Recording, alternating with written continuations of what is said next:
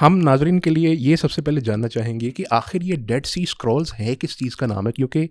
عوام کو تو اتنا ہی پتہ ہے ڈیڈ سی ایک بحر مردار کا نام ہے، اس کے علاوہ زیادہ نہیں پتہ ہوگا، تو آپ بنیادی تعارف اس کا ضرور کریے ناظرین کے لیے۔ اصل میں واقعی جب لفظ ڈیڈ سی آتا ہے، ڈیتھ کا لفظ آتا ہے، تو مطلب اس کی طرف تھوڑا سا ایک وحشت کا تھوڑا سا لوگوں کا اس کا طرف رجحان بنتا ہے، لیکن بنیادی طور پر ڈیڈ سی اصل میں جارڈن اور اسرائیل کے درمیان ایک چھوٹا سا ایک جھیل ہے۔ اصل میں یہ سی نہیں ہے، یہ بنیادی طور پر جھیل ہے، اور اس میں ریور جارڈن آ کر اس میں وہ اس کا انلیٹ جو ہے وہ ریور جارڈن سے آتا ہے، لیکن اس کا کوئی آؤٹ لیٹ نہیں ہے۔ اچھا مطلب وہیں پر ہی یہ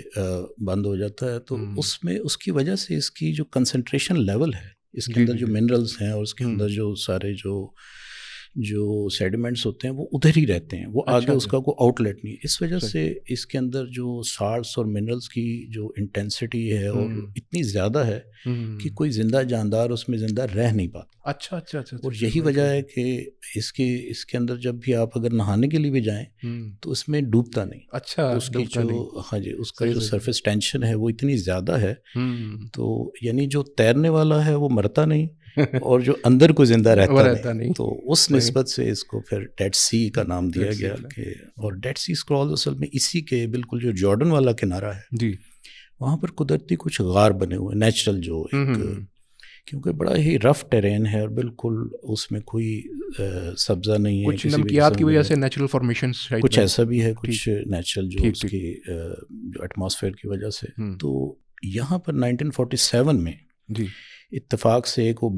ایک بدو بچہ تھا، اس کا نام تھا محمد۔ اچھا، وہ اپنی بکریاں چراتے ہوئے وہ اتفاق سے اس کنارے پر آیا، تو اس کی ایک بکری کا بچہ گم ہو گیا۔ وہ اس کو تلاش کرتے کرتے آیا، تو اس کو جب غار نظر آیا تو اس نے کہا ہو سکتا ہے بچہ اس میں گر گیا ہو، تو اس نے ایک پتھر اٹھا کر اس غار کے اندر پھینکا کہ چلو کوئی آواز آئے گی تو پتہ لگے گا، بچہ بولے گا تو مجھے اندازہ ہو جائے گا کہ اس میں کوئی وہ میرا جو گمشدہ بچہ ہے وہاں سے مل جائے۔ تو لیکن وہاں جب پتھر پھینکا تو اندر سے آواز اس طرح سے آئی جیسے کسی برتن پر گرتا۔ اچھا، صحیح۔ اب وہ بچہ ذرا کانشیس ہو گیا، اس کو لگا کہ یہ کوئی ایسا خزانہ، جیسے عموماً لوگوں کو ہوتا ہے کہ ایک پرانی جگہ پر، وہ دور بھی ایسا ہی تھا بالکل جی۔ تو وہ اس نے اپنے ایک دوست کو لے کر آیا، دونوں نے بڑی دقت سے وہ غار کے اندر اترے۔ جب اندر گئے تو بہرحال ان کے لیے تو مایوسی کی بات تھی کہ جو تلاش کرنے وہ گئے، نہ ان کو بکری کا بچہ ملا، نہ وہاں پہ خزانہ ملا، لیکن بہرحال وہاں پر کچھ مٹی کے مرتبان تھے اور کچھ تھوڑے سے ٹوٹے ہوئے تھے اور کچھ بالکل سالم تھے۔ تو جو ٹوٹے ہوئے تھے اس میں سے اس نے کچھ نکالے، تو وہ تمار کی شکل میں، اسکرولز کی شکل میں، کچھ پارچمنٹس اور کچھ پیپائرس کے کچھ یعنی ٹکڑے تھے، وہ وہاں پر موجود تھے۔ اس نے ایک دو اٹھا لیے اور وہ لے آیا باہر، لیکن جب اس نے گھر آ کر بتایا تو وہاں پر جو باقی بڑے افراد تھے وہ بھی انہوں نے پھر آ کر، بہرحال یہ ایک سلسلہ شروع ہوا، وہاں سے تلاش کرنے لگے، اور وہ بالآخر اب یہ ایک لمبی داستان ہے کہ یہ تقریباً 9 سال پر محیط یہ سارا سلسلہ چلتا رہا، اور وہ تقریباً جب لوگوں کو اس بات کا اندازہ ہوا کہ یہ خزانہ اس طرح کا سونے اور چاندی کا تو نہیں ہے، لیکن اس سے بڑا، لیکن یہ بہت بڑا خزانہ۔ اچھا، ایک مسکنسیپشن لوگوں میں یہ ہے کہ یہ ایک دم سے ڈسکور ہونے والی چیز تھی، آپ نے تو مطلب 9 سال لگے اس کو؟ جی، اس کی ٹوٹل ڈسکوری جو ٹائم سپین ہے وہ 9 سال ہے۔ یہ تقریباً آخری یہ ٹوٹل جو غار ہیں وہ 11 ہیں۔ اچھا، یعنی جو محمد نے جو دریافت کیا تھا وہ تو پہلا غار تھا، اسے پھر 1 کیو کہا جاتا ہے۔ اچھا،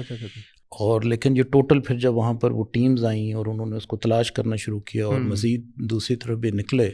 تو اسی تلاش میں یہ کل ملا کر 11 غار ہیں، جہاں پر مختلف مرتبانوں میں اور مختلف اشیاء میں، مختلف کپڑے کے، لینن کے کپڑوں میں کچھ چیزیں انہوں نے پرانی دریافت ہوئی تھی۔ اب چونکہ اس خطے کا نام قمران ہے، اچھا قمران، ہاں جی، اس قمران کی نسبت اس کو جو کوڈ نیم دیا گیا وہ 1 کیو، 2 کیو، 3 کیو۔ 1 کیو مین پہلا غار، قمران کا پہلا غار، 2 کیو، اس طرح سے انہوں نے کوڈیفائی بھی کر دیا، اور اس میں پھر جب آہستہ آہستہ جو ڈاکومنٹس ملتے گئے ان کو بھی پھر اپنے اپنے کوڈ نیم دے دیے۔